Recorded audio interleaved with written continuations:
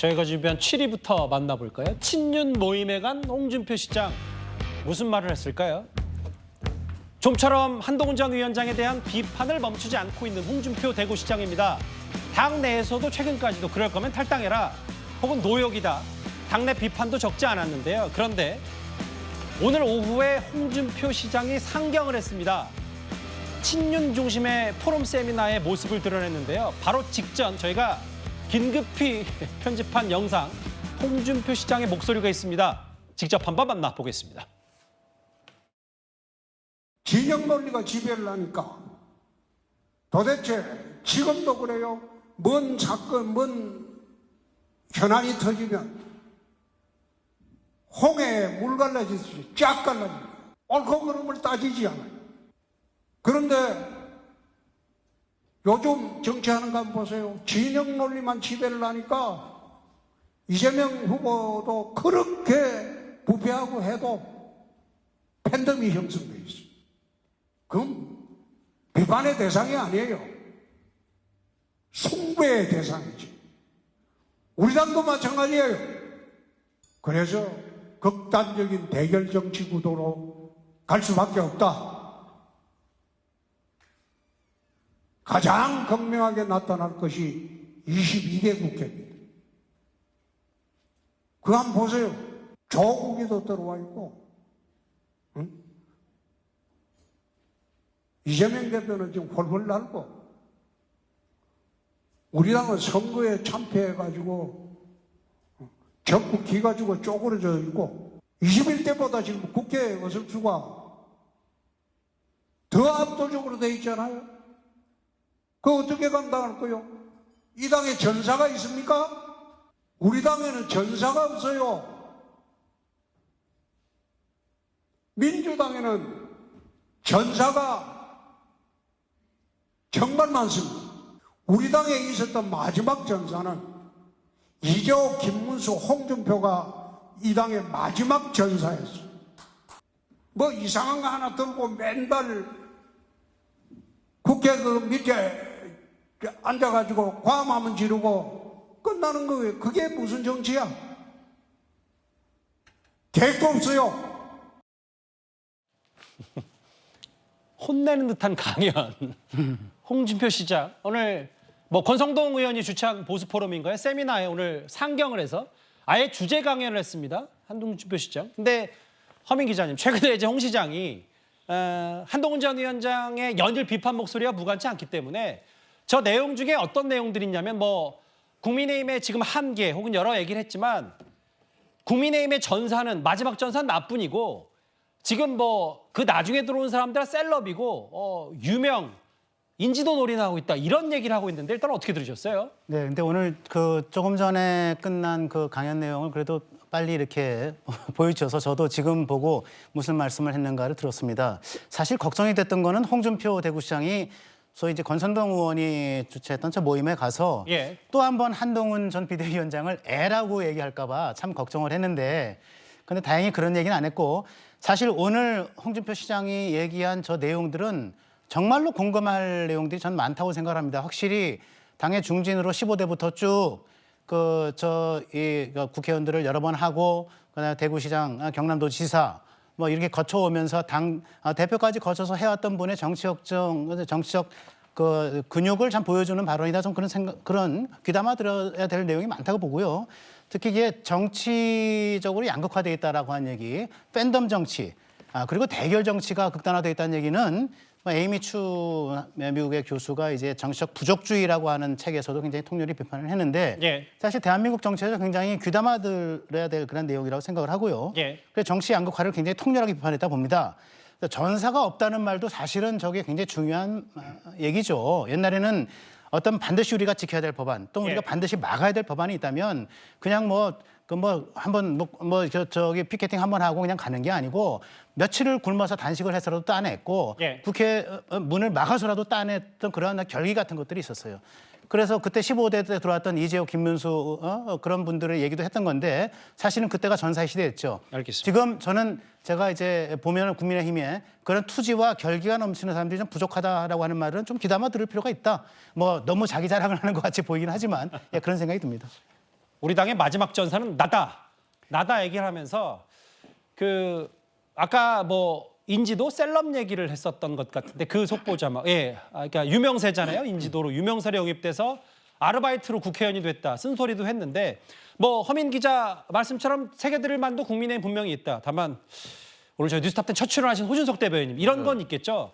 최근에 홍 시장이 거의 뭐 하루에 두세 번 정도 한동훈 전 위원장에게 비판 목소리 엄청난 수위의 비판을 했기 때문에 저 자체가 또 한동훈 전 위원장 견제 아니냐 여러 가지 목소리 있는데 어떻게 저희가 받아들일까요? 유명세로 영입 때까지는 맞는 것 같은데 예. 국회의원은 안 됐으니까요. 한동훈 위원장은 알바로 국회의원 했다는 건 이제 누구 다른 사람 얘기하신 건지 모르겠는데 예. 저는 이제 대결 정치의 폐해를 얘기하셨는데 그 다음에 전사가 필요하다라고 하니까 이게 좀 앞뒤가 안 맞지 않는가 하는 생각을 좀 했고요. 전사가 필요하다라고 하면 이제 마지막 전사가 이제 본인이라 말씀하시는데 아마 많은 국민들께서는 전사하면은 지금 국민의힘에서 가장 뭐 잘 싸우는 사람, 잘 붙는 사람 그런 사람 하면 누굴 떠올릴까요? 저는 한동훈 전 위원장 떠올리지 않을까라고 생각합니다. 예. 저는요 개인적으로 물론 전사가 필요합니다. 우리 당에 지켜야 될 가치 못 지키는 그런 측면이 있습니다. 그렇지만 우리가 다음 선거에서 승리하기 위해서는 전사보다는 2030 그리고 중도 그리고 수도권의 민심을 가져올 수 있는 그런 가치를 지향하고 그 실용적인 정책들을 제시하고 매력을 보여주는 그것이 저는 필요하다고 생각합니다. 이번 당대표가 누가 될지 모르겠지만 그런 지도자가 있어야 된다고 생각하고 지금 전사가 필요하다. 물론 맞습니다. 거대 야당의 폭주를 막을 전사, 그런 전사도 있어야 되지만 예. 그것을 가지고서 과연 다음 지방선거 대선을 이길 수 있는가에 대해서는 좀 의문이고 홍 시장님 말씀이 오늘 뭐 옳은 말씀도 있는데 저는 전체적인 방향은 예. 무엇을 말씀하시는 건지 잘 이해가 잘 가지 않았습니다. 호 대변인 나오셨으니까 바로 또 하나 질문 드릴게요. 왜냐하면 홍준표 시장이 오늘 해당 세미나에서 이런 얘기를 했더라고요. 우리가 만든 대통령 보호해야 된다. 윤 대통령이 나에게 이런 얘기를 했다. 본인이 잘못하면 언제든 전화를 하라고 했다. 나는 전화도 안 한다. 대통령 고집이 엄청 세다. 라고 하면서 내가 본 윤석열 대통령은 순박하고 순진하고 결국은 어쨌든 집권 여당으로서 대통령을 잘 보호해야 된다. 제가 꼭 친윤 친한 싸움 붙이자는 건 아니고 네. 어쨌든 한동훈 전 위원장은 대통령과의 거리를 두는 듯한 목소리 만나지도 않았고 정책에 대한 쓴소리도 했고 그런데 홍준표 시장은 확실히 노선이 잡힌 것 같아서 네. 이 부분을 친윤 친난으로 봤을 때 홍준표 시장 저 말도 또 애둘러서 한동훈 전 위원장 그냥 제가 뭐 굳이 음모론 싸움 붙이자는 건 아니고 있는 그대로만 해석하는데 네. 어떻게 받아들이시겠어요? 그러니까 지금 오늘 하신 말씀은 전 100% 공감합니다. 우리 네. 대통령 지켜야죠. 뭐 탄핵한다면요 헌법 뭐 법률 아랑곳하지 않고 오직 집권하기 위해서 탄핵하겠다라고 하는 이런 세력들로부터 지켜야죠. 국민들이 선택한 대통령이지 않습니까? 예. 그리고 임기가 3년이나 남았고 해야 될 기본적인 방향들을 맞게 가고 있습니다. 우리가 지켜야 됩니다. 그렇지만 홍 시장님이 이제 저 말씀을 하시는 것에는 지금 앵커께서도 지적하신 대로 저는 이제 본인의 앞으로의 그 전략이 당연히 이제 결부돼 있다고 생각합니다. 본인에 대한 대권, 차기 대권. 네, 그렇습니다. 저분이 이제 홍 시장님이 선택할 수 있는 전략은 제일 그 강력한 주자, 자신의 경쟁자를 집중적으로 공격하는 거. 예. 이제 한동훈 위원장 공격하는 거고요. 어느 정도는 성과를 내고 있습니다. 두 번째는 그래도 이제 저도 지역에 다니면은 저희 당 지지자들이 제일 많이 얘기하는 것이 첫째, 그냥 제가 누구 편드는 게 아니라 실제 한동훈 위원장 얘기를 굉장히 많이 합니다. 아하. 한동훈 위원장이 나와야 되는 거 아니냐라는 얘기를 굉장히 많이 듣는 것은 이제 사실입니다. 두 예. 번째로는 대통령에 대한 얘기를 많이 하십니다. 예. 지지자들께서 대통령 지켜야 되는 것 아니냐. 그래서 홍 시장께서 지금 갈 수 있는 자신의 진로, 어떤 전략의 그 포지션은 대통령을 내가 지키겠다. 대통령 지킬 사람은 나다. 이것을 이제 본인의 자리를 포지셔닝하는 것밖에 없다고 생각하고 그 길로 지금 충실하게 가고 계시다. 그런데 중간중간에 윤석열 대통령은 우리가 부득이해서 모시지만 이런 말씀도 하시고 맞아요. 과거의 대선 후보 경선 때는 윤석열 후보, 최재형 후보를 겨냥해서 JP 대개 반려견만도 못하다 이런 말씀도 하셨단 말입니다. 그래서 그런 것들을 들으면 예.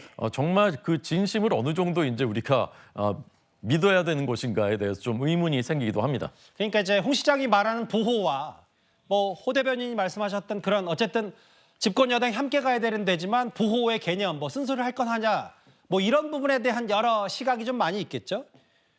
오늘 좀 여러 가지 얘기했는데 예상보다는 한동훈 전 위원장에 대한 공격 메시지가 SNS 수준은 아니었더라도 애둘러서 지금 당의 처한 사항을 본인에 대한 약간의 공치사와 함께 홍 시장이 섞어서 얘기한 것 같습니다. 그런데 당 내에서 일부 원외 위원장들을 중심으로 홍준표 시장에 대한 공개 반발도 나왔습니다. 처음에는 의도가 있는 게 아닐까라고 생각을 했는데 네. 최근에는 왜 저러실까라는 생각을 좀 하고 있습니다. 왜냐하면 애라는 표현부터 일단은 좀 보면은 네. 홍준표 시장이 뭐 제가 고등학교 때 모래시계 검사로 달리셨는데 맞아요. 그때 41살이셨어요. 원래 모래시계 드라마는 93년도에 정권 초기에 제가 수사를 했던 슬로트 머신 이야기를 소재로 드라마를 만들겠다고 내가 그렇게 대답을 했습니다. 검사는 드라마의 소재가 되어서는 안 된다. 그런데 검찰총장님을 통해서 마지막으로 내려온 지시가 검사를 정의롭게 다룬다고 하니 적극적으로 도와주라. 그렇게 해서 내가 도와주기 시작했습니다.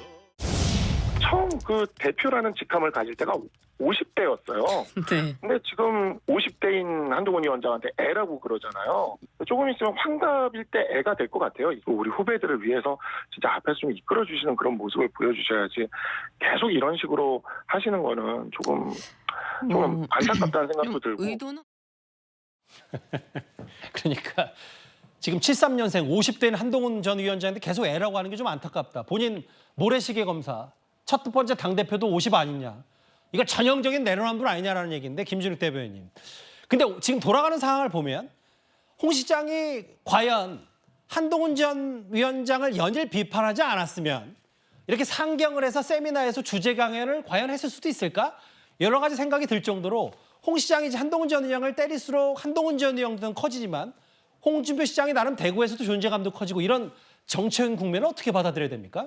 지금 말씀 주신 거하고 똑같습니다. 지금 한동훈 위원장을 키운 것의 팔알은 홍준표 시장이다 이런 얘기가 이제 한간에 나오고 있지 않습니까? 그런데 마찬가지로 지금 한동훈 위원장과 이렇게 대립각을 세울 수 있는 유일한 한 사람으로 지금 자리매김한 것이 또 결국은 홍준표 시장이기 때문에 홍준표 시장 입장에서 보면 손해라는 장사를 한 건 아닌 것 같아요. 홍준표 시장 입장에서 지금 대구시장만 하고 있었을 때 과연 정치적으로 이렇게 주목도를 받을 수 있었을까라고 많은 사람들이 의구심을 가질 텐데 예. 지금 어쨌든 홍준표 시장은 지역 이 광역단체장이지만 이 중앙정치 언론에서 매일같이 하루도 빠짐없이 언급이 되고 있을 정도로 역시 마찬가지로 홍준표 시장, 한동훈 그 위원장 못지않게 홍준표 시장이 같이 부각되고 있는 이 상황, 홍준표 시장 입장에서는 뭐 나름 즐기고 있는 것이 아닌가라고 볼 수도 있을 것 같습니다. 예. 근데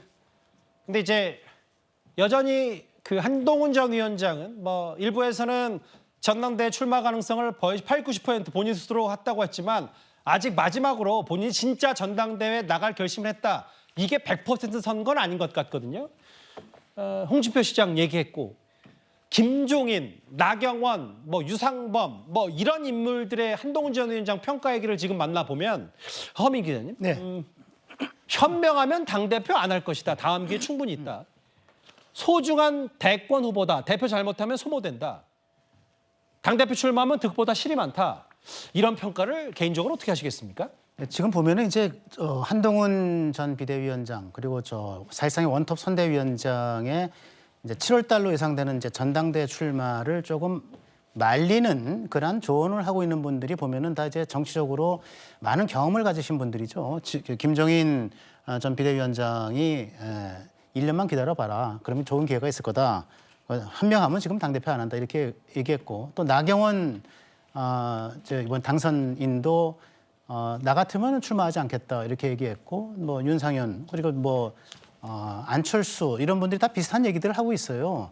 근데 저는 그렇게 생각을 합니다. 이게 한동훈 전 위원장 정도면 보수 정치권에서 보기 드문 굉장히 중요한 정치적 자산이다 생각하는 거는 좀 변함이 없고요. 예.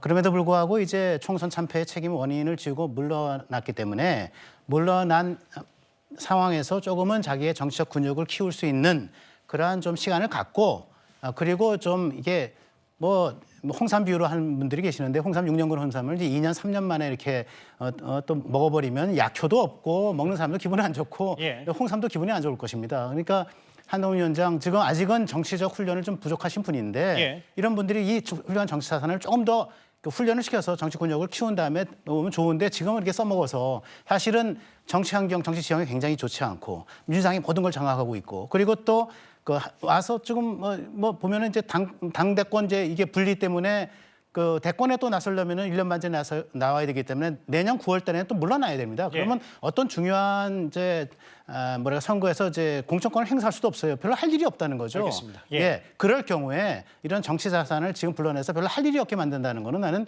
정치적 영아 사례가 될 수 있다. 예, 그런 의미에서도 조금 지켜줄 필요가 있다. 전 그렇게 생각을 좀 해봅니다. 예. 이게 결정을 아직 안 했기 때문에 이런 여러 목소리도 나오는 거겠죠. 결정을 하면 뭐 그 다음부터는 이 사람들의 논평이 어떻게 달라질지 모르겠지만 현명하면 당대표 안 할 거라는 김종인 위원장의 얘기까지 뭐 한동훈 전 위원장이 최근에 사람을 많이 만나고 다니기 때문에 여러 얘기를 좀 듣고 있을 겁니다.